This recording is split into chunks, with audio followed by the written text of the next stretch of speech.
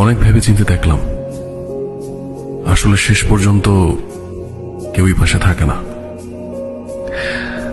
তবুও জীবনের পথে এগিয়ে যেতে হয়, কারো সাথে নয়, একাই।